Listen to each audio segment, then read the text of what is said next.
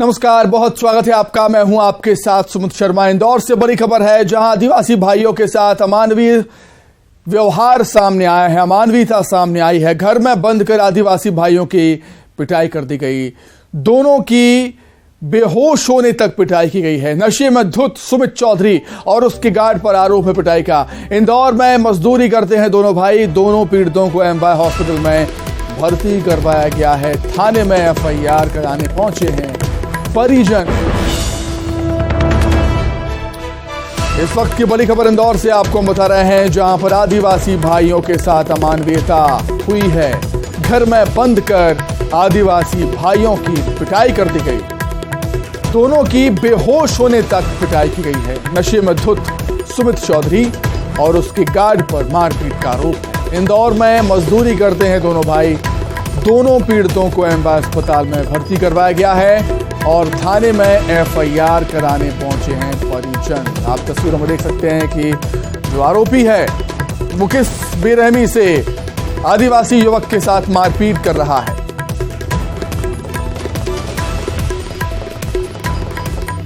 बड़ी ही बेरहमी से आदिवासी युवक की पिटाई की गई। हालांकि इस बर्बरता की वजह क्या थी, ये अभी तक पता नहीं चल पाया।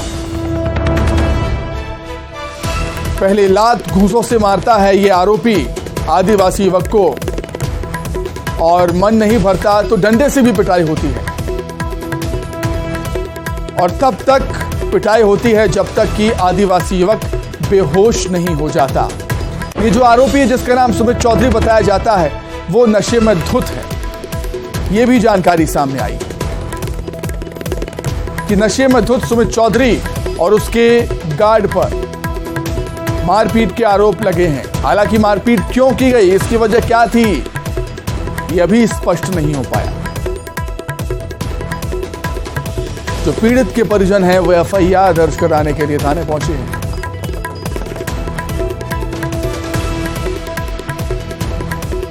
और इस आरोपी ने पीड़ित युवक को तब तक पीटा जब तक कि वो बेहोश नहीं हो गया। पीड़ितों को हॉस्पिटल में एडमिट किया गया है। गंभीर चोटें उनको आई हैं, क्योंकि बड़ी ही बेरहमी से नशे में धुत सुमित चौधरी और उसके गार्ड ने इनकी पिटाई की। घर में बंद करके बर्बरता की है, बेरहमी की है। ये देखिए तस्वीरें। एक तस्वीर में आप देख सकते हैं गार्ड भी किस तरीके से पिटाई कर रहा है, और दूसरी तस्वीर में एक शख्स आपको नजर आ रहा होगा जिसका नाम है सुमित चौधरी, जो कि नशे की हालत में बताया जा रहा है। तो चलिए, अधिक जानकारी के लिए सीधा हम इंदौर का रुख कर देंगे। हमारे सहयोगी अरुण त्रिवेदी जुड़ गए हमारे साथ लाइव। अरुण, सवाल अब ये उठ रहे हैं कि शांति के टापू मध्य प्रदेश को आखिर हो क्या गया है। लगातार ऐसी घटनाएं सामने आ रही हैं। इस मामले में क्या कुछ सामने आया है, आखिर मारपीट की वजह क्या थी? अरुण,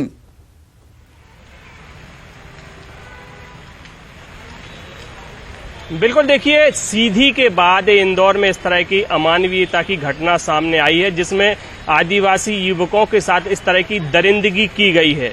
लेकिन मामला पूरा क्या है, ये अभी स्पष्ट इसलिए नहीं हो पाया है क्योंकि अभी सिर्फ एक पक्ष आया है कि जो आदिवासी लड़के हैं उनका कहना है कि उनकी गाड़ी स्लिप हो गई थी। उसके बाद गार्ड से पहले विवाद हुआ और उसके बाद सुमित चौधरी आ गया और इन्होंने इसके एक भाई को गाड़ी पर बिठाया और अपहरण करके ले गया और उसके साथ जमकर मारपीट की गई। डंडों से और प्लास्टिक की रॉड से उससे मारपीट की गई, लोहे की रॉड से उसके साथ मारपीट की गई। साथ में उसका एक गार्ड भी था, उसने भी मारपीट की।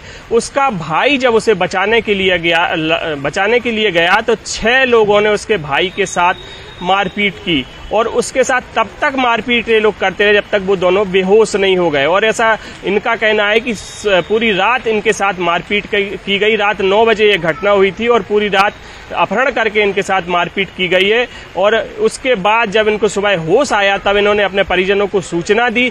तब ये बताया जा रहा है कि धार जिले के नालछा के रहने वाले हैं आदिवासी। इनके गांव के सरपंच और परिजन यहाँ पर पहुंचे, कुछ जय आदिवासी युवा संगठन के लोग भी पहुंचे। उन्होंने इन युवकों को एमवाय अस्पताल ले जाकर वहां पर भर्ती कराया, तब उनका इलाज अभी किया जा रहा है। अरुण, अब वीडियो सोशल मीडिया पर ही वायरल हो रहा है, मारपीट का वीडियो वायरल हो रहा है और ये खबर भी है कि परिजन थाने भी पहुंचे हैं शिकायत दर्ज करने के लिए। पुलिस का क्या रही है अरुण इस मामले को लेकर?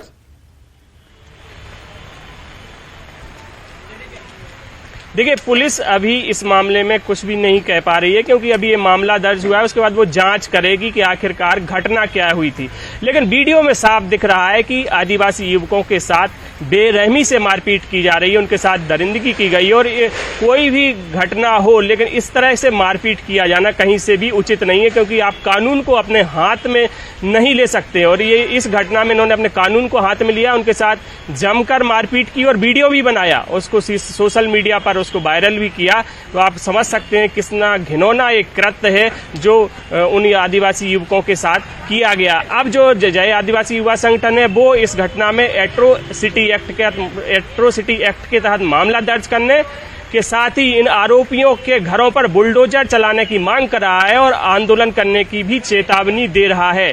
लेकिन अब पुलिस में एफआईआर दर्ज होने वाली है और उसके बाद पुलिस इस पूरे मामले की जांच करेगी कि आखिरकार विवाद क्या हुआ था और क्यों इस घटना को अंजाम दिया गया। लेकिन घटना वाकई दुखद है और शर्मनाक है और इस पूरे समाज को शर्मसार कर देने वाली ये घटना है कि जो भी वहाँ बातचीत हुई है, जो भी घटना हुई हो, लेकिन इस तरह से मारपीट की गई, अमानवीयता की गई, बर्बरता की गई, ये कहीं से भी उचित नहीं है।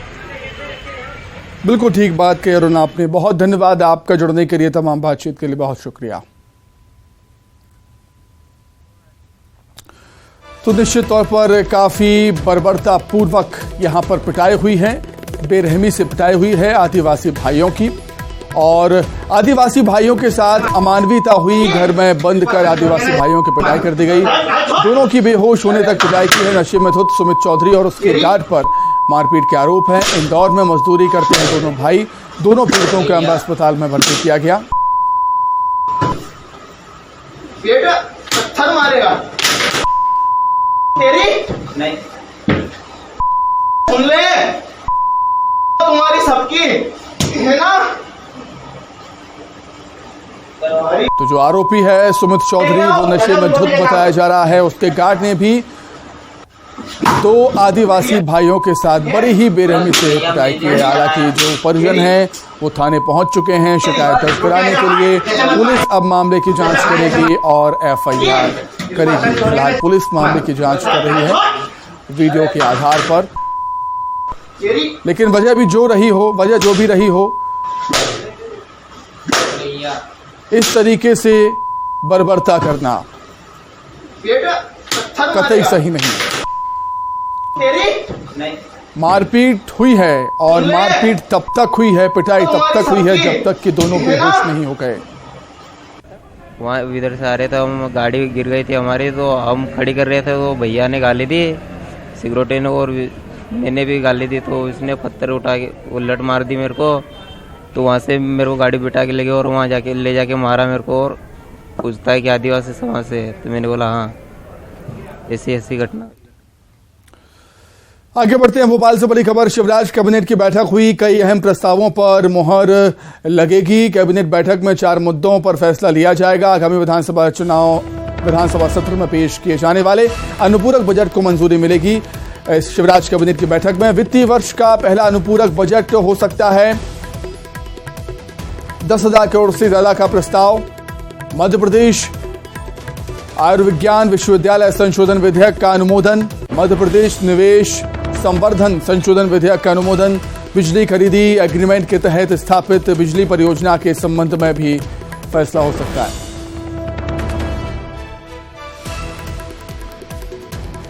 तो शिवराज कैबिनेट की बैठक में कई अहम प्रस्तावों पर मुहर लगेगी। कैबिनेट की बैठक में 4 मुद्दों पर फैसला लिया जाएगा। आगामी विधानसभा सत्र में पेश किए जाने वाले अनुपूरक बजट को मंजूरी मिलेगी। चलिए, अधिक जानकारी के लिए सीधे हम भोपाल का रुख करेंगे। सहयोगी वासु चौरे हमारे साथ भोपाल से लाइव जुड़ गए हैं। भोपाल, वासु, शिवराज कैबिनेट की बैठक में कई अहम प्रस्ताव पर मुहर लगने वाली है और कौन कौन से वो मुद्दे होंगे वासु जिन पर सरकार मुहर लगाएगी?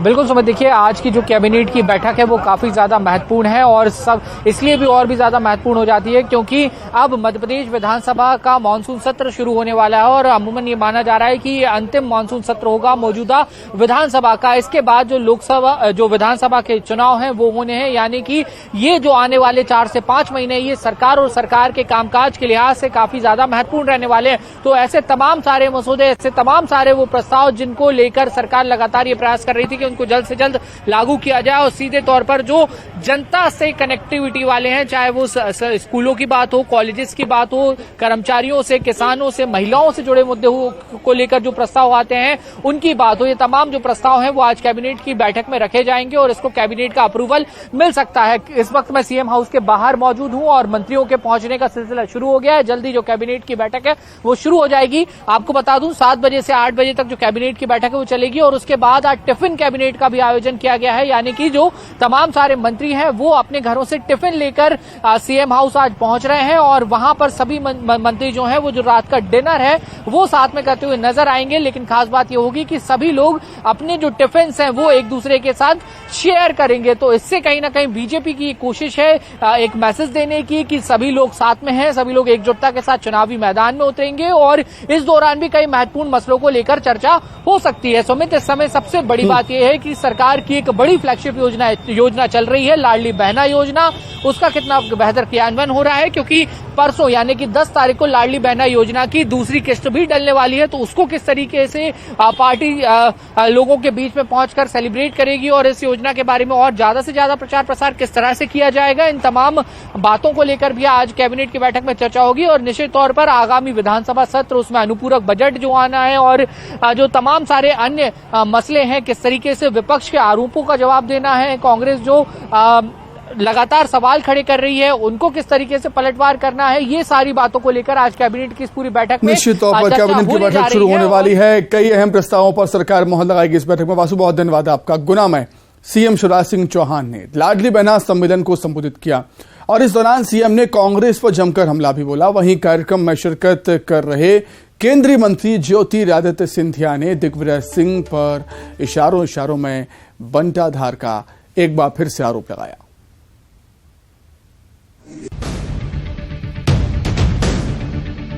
गुना में आयोजित लाडली बहना सम्मेलन में सीएम शिवराज सिंह चौहान ने योजना के फायदे गिनाए, साथ ही कांग्रेस पर जमकर प्रहार किया। सीएम शिवराज सिंह चौहान ने कहा कि कांग्रेस की सरकारों ने हमारी योजनाओं को बंद कर दिया था। हम सभी वर्गों का ध्यान रखते हैं। बहनों के लिए लाडली बहना योजना शुरू की ताकि बहनों को स्वावलंबी बनाया जा सके। दिग्विजय सिंह जी, कमलनाथ जी, सारी योजनाएं इन्हें बंद की। मेरी बहनों 1000 रुपया पहले बेगा भारिया शहरिया बहनों को देता था, वो इन्हें बंद कर दिए। मैं अपने बच्चों को लैपटॉप देता था। आज सुन लेना, 12वीं में जो बच्चे 70% नंबर लेके आए हैं, मामा उनको लैपटॉप दिलवाएगा। दिग्विजय के गढ़ में केंद्रीय मंत्री ज्योतिरादित्य सिंधिया भी जमकर गरजे। सिंधिया ने राघोगढ़ का जिक्र किया, बिना नाम लिए दिग्विजय सिंह को बंटाधार करार दिया। एक थी बाप बेटी की जोड़ी निराली, कर दी उन्होंने मिलकर मध्य प्रदेश की जनता की झोली खाली। रावण जैसा अहंकार रहता सिर पर सवार, न उठे अपनी ऊंची गद्दी से 1 इंच भी। नाम है उनका, नाम है उनका, मैंने नहीं बोला, आपने बोला, नाम है उनका बंटाधार। अगर सही है तो तालियों की गड़गड़ाहट से। लाडली बहना योजना की दूसरी किस्त जल्द आने वाली है। योजना के जरिए चुनावी साल में बीजेपी आधी आबादी को साधने की कोशिश में लगी है और ऐसे में कांग्रेस पर भी तीखे हमले हो रहे हैं।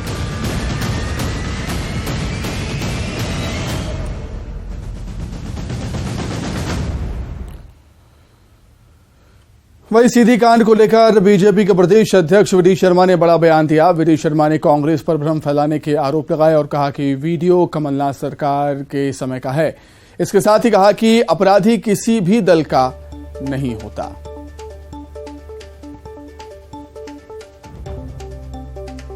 कांग्रेस के पास केवल इस प्रकार की चीजें हैं। मैं पूछना चाहता हूं, भारतीय जनता पार्टी की सरकार, वो वीडियो मैं तो अभी उसकी जानकारी ले रहा हूं। मुझे जो जानकारी में आया है कि कमलनाथ जी की सरकार थी तब का वो वीडियो है, तब का वीडियो है वो। ऐसी चीजें और भी दिग्विजय सिंह अपना ट्वीट करते हैं, पाकिस्तान की किसी चीज को मध्य प्रदेश के अंदर दिखाते हैं।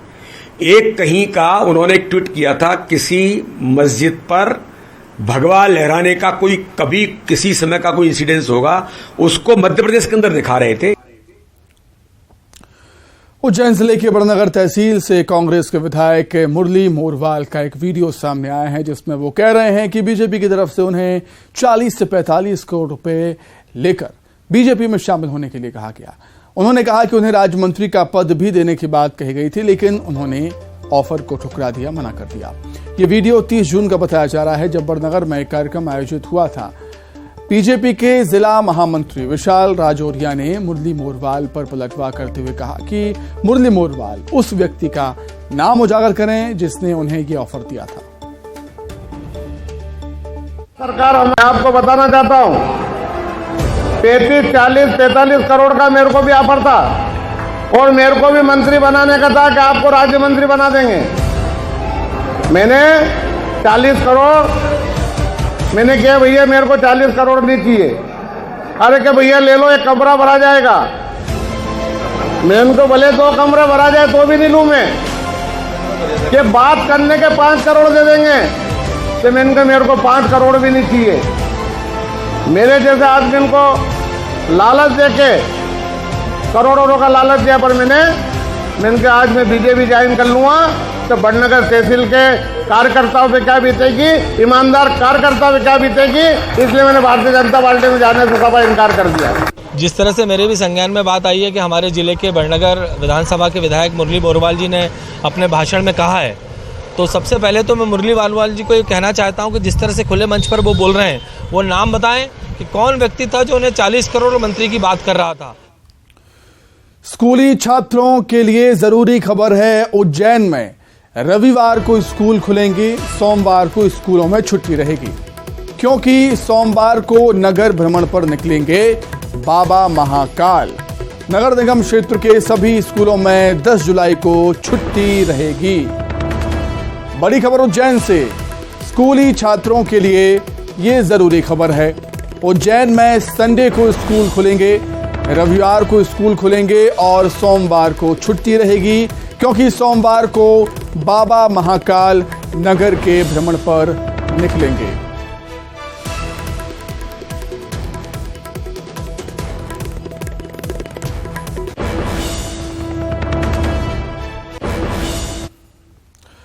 आइए अब देखेंगे